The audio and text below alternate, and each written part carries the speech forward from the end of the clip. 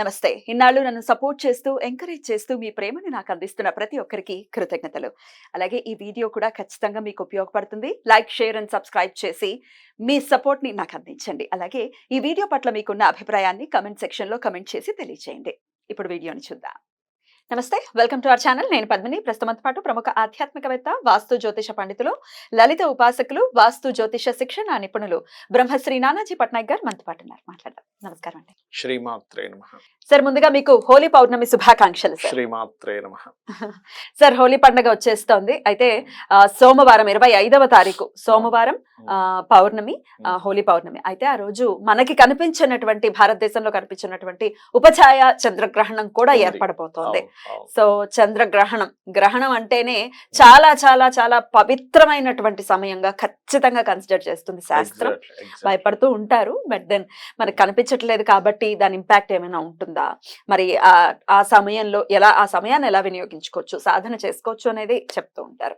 ఇవన్నీ ఒక్కసారి. అలాగే లక్ష్మీ జయంతి కూడా ఆ రోజు జరుపుకుంటాం కాబట్టి చాలా విశేషాలు ఉన్నాయి సార్ పౌర్ణమికి. అన్ని మీరు చెప్పాలి సార్. తప్పకుండా అమ్మా. ఇక్కడ ఏంటంటే ఫస్ట్ ఆఫ్ ఆల్ మనకి కనబడట్లేదు కాబట్టి మనం పెద్దగా జాగ్రత్తలు తీసుకోవాల్సిన అవసరం ఏమీ లేదు. ఇప్పుడు దర్బలు వేయడము ఇవన్నీ చేస్తుంటాం కదా, ఇవన్నీ ఏం అక్కర్లేదు. కానీ ఉపాసకులు ఉంటారు కదా, ఏదైనా ఒక మంత్రం తీసుకోను వాళ్ళు చేసుకుంటే ఫలితం మాత్రం ఉంటుంది. అది సరిగ్గా 10 గంటల 23 నిమిషాల నుంచి 3 గంటల 2 నిమిషాల వరకు ఉంది ఈ చంద్రగ్రహణం. కేతుగ్రస్త చంద్రగ్రహణము అంటారు ఈ చంద్రగ్రహణాన్ని. ఈ చంద్రగ్రహణం రోజు పర్టికులర్గా ఏంటంటే మీరు ఇందాక అన్నట్టుగా లక్ష్మీదేవి యొక్క పూజ చేసుకోవడము. అలాగే ఇది మన ఇండియా మీద అసలు ప్రభావం లేదు, యుఎస్ కంట్రీస్లో అటువైపు ఉంది. అయితే ఈ గ్రహణ ప్రభావం ఆ రోజు ఉండదు, కానీ రాసుల వారికి, కొన్ని రాసుల వారికి మంచి, కొన్ని రాసుల వారికి జాగ్రత్తలు మాత్రం ఖచ్చితంగా తీసుకోవాలి.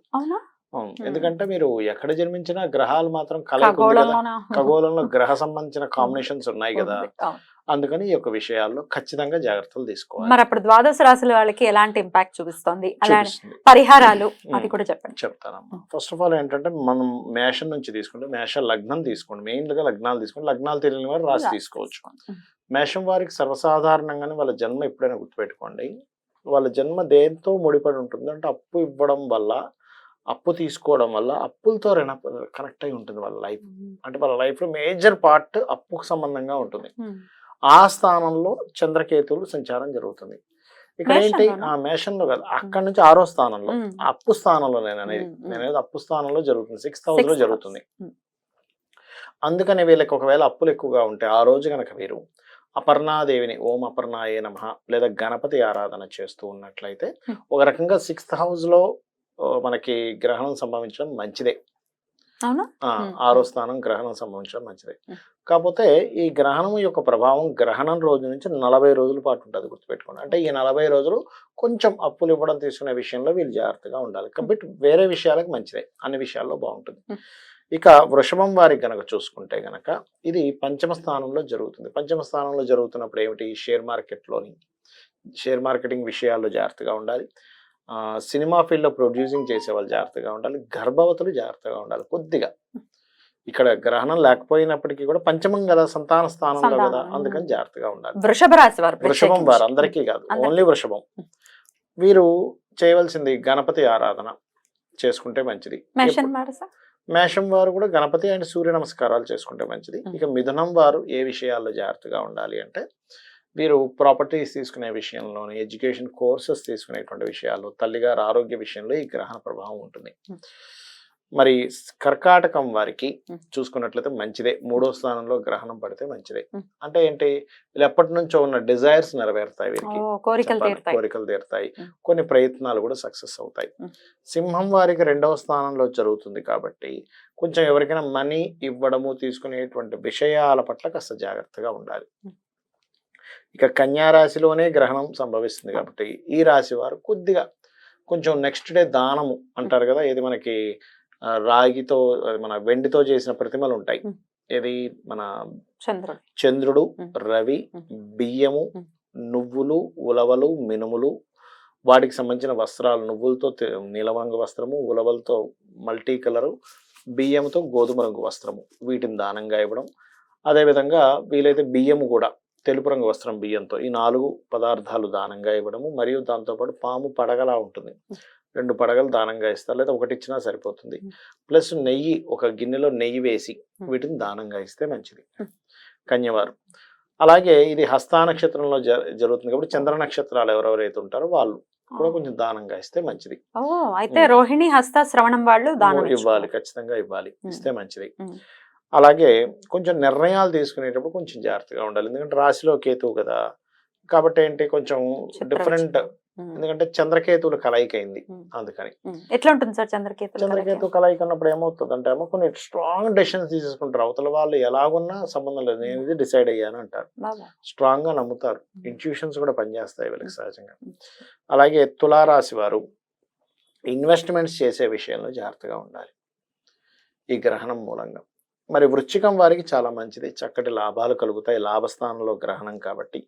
ధనస్సు వారికి కూడా చాలా మంచిది, ఎప్పటి నుంచో ఉద్యోగం కోసం ప్రయత్నం చేసేటువంటి వారు ఈ గ్రహణ సమయంలో గణపతి మంత్రం ఏదైనా, లేదా ఓం గం గణాధిపతి అయిన మహామంత్రం తీసుకున్న ఉద్యోగ ప్రాప్తి, ఉద్యోగ అభివృద్ధిని ఇస్తుంది. సహజంగానే దశమంలో కేతు ఉన్నప్పుడు ఏం చేస్తుంది, ధనస్సు వారికి ఉద్యోగ సంబంధించిన విషయంలో కొంత స్ట్రెస్ ఉంటుంది, ఆ స్ట్రెస్ అనేటువంటిది కంప్లీట్గా తొలగుతుంది.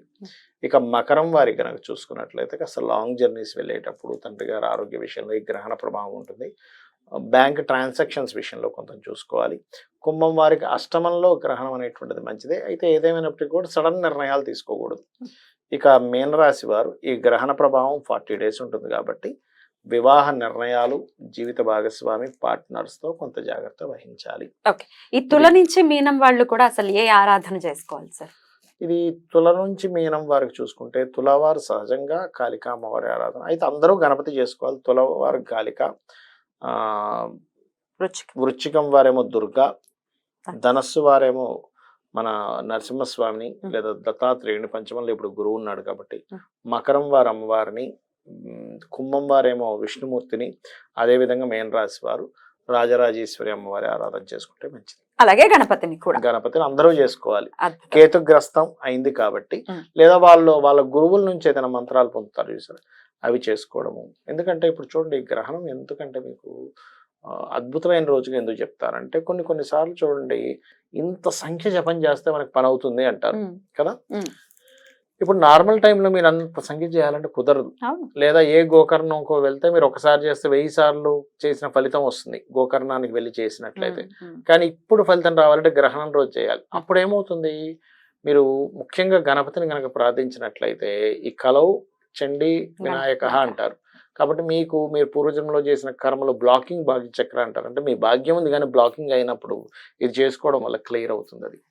రైట్. సో మరి జాతకాలు లేవు అని చాలా మంది చెప్తూ ఉంటారు సార్, ఈశ్వరానుగ్రహం కావాలి అనుకుంటే గ్రహణం కనిపించనివ్వండి లేకపోతే కనిపించకపోనివ్వండి, ఖచ్చితంగా ఆరాధన చేసుకోవాలి. గణపతి ఆరాధన మీరు అన్నట్టుగా లక్ష్మీదేవికి సంబంధించిన పూజ ఆ రోజు వచ్చింది కాబట్టి లక్ష్మీ ఆరాధన చేస్తే ఇంకా మంచిది. ఎందుకంటే చంద్రకేతువులు కలిసి ఉన్నారు కదా, నార్మల్ టైంలో లక్ష్మీ ఆరాధన చేయడం వేరు, ఆ రోజు చంద్రకేతువులు కలిసి ఉండి ఏ బుధరాశుల్లోనో శుక్రరాశుల్లోనో ఉన్నప్పుడు హస్త నక్షత్రంలో, ఎందుకంటే చంద్రుడు అధిపతి, పాల సముద్రం నుంచి అమ్మవారు వచ్చినటువంటిది రోజు ఆ రోజు కాబట్టి మరింత మంచి ఫలితం ఇస్తుంది. ఆ రోజు మణిద్వీప వర్ణన చేసుకోవడం కానీ, లక్ష్మీ అష్టోత్తరం చదువుకోవడం కానీ, లేనట్లయితే మన శంకరాచార్యులు రచించినటువంటి ఇది కనకదార స్తోత్రం చేయడం కానీ చేసినట్లయితే అద్భుతమైన ఫలితాలు వస్తాయి ఖచ్చితంగా.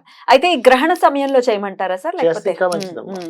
గ్రహణ సమయంలో పారాయణాలు చేయాలి, చేస్తే చాలా అద్భుతమైన ఫలితాలు వస్తాయి. అద్భుతం సార్.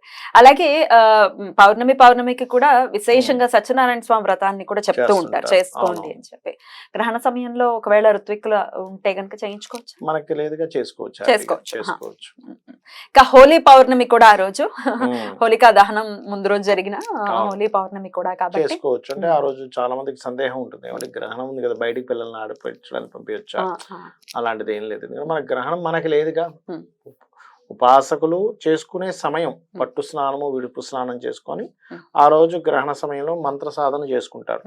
బయట తిరగడానికి గ్రహణ ఇది మనకి లేనప్పుడు భయపడాల్సిన పని లేదు. గుళ్ళు కూడా ఏమి ముయ్యరు, గర్భవతులు జాగ్రత్తగా అవసరం ఏమీ లేదు.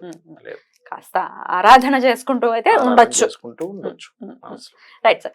అయితే సార్ ఇంకొక ప్రశ్న సార్, న్యూమరాలజీ ప్రకారం చూసుకుంటే ఆ రోజు 25th వస్తోంది. లక్కీగా 7 నెంబర్ కేతు నంబరే ఎట్లా కన్సిడర్ చేస్తుంది సార్? ఒకటమ్మా, ఎప్పుడు కూడా మనకు సూత్రం ఉంది, ముళ్ళును ముళ్ళుతోనే తీయాలన్నట్టుగా. ఎప్పుడైనా 7 నెంబర్ వాళ్ళు ఇంకా ఎక్కువ ఇబ్బంది పడుతున్నారు అనుకోండి లైఫ్ లో, ఆ రోజు గ్రహణ సమయంలో చేసే గణపతి ఆరాధన, ఎందుకంటే 7 కి గణపతికి కూడా లింక్ ఉంటుంది. ఎందుకంటే 7 నెంబర్ కి కారకుడు కేతు, కేతువుకి అధిష్టాన దేవత గణపతి గణపతి కాబట్టి ఇంకా తొందరగా క్లియర్ అవడానికి ఛాన్సెస్ ఎక్కువగా ఉంటాయి. రాశి ఫలితాలు చెప్తూ కూడా మీరు గణపతి గణపతి అని చెప్తూనే ఉన్నారు. అవునమ్మా. చక్కగా అందరూ కూడా చేసుకోవచ్చు. Yeah. చాలా బ్యూటిఫుల్ కాంబినేషన్ తో వస్తుంది. మనం అబ్జర్వ్ చేస్తే కొన్ని కాంబినేషన్స్ అవును. ఆశ్చర్యానికి గురి అమ్మో, చేస్తాయి. అసలు ఆశ్చర్యం ఏంటి అసలు, అసలు ఆ కాంబినేషన్ వల్ల ఇట్లాంటి ఫలితాలు వస్తున్నాయా అని అనిపిస్తూ ఉంటుంది. చక్కగా వినియోగించుకోవాలి. మనస్ఫూర్తిగా మనవి చేస్తున్నాను, ఇంత మంచి రోజు కాబట్టి. రైట్ సార్, చాలా బ్యూటిఫుల్ గా ఎక్స్ప్లెయిన్ చేశారు. Thank you so very much sir. నమస్తే. శ్రీమాత్రే నమః.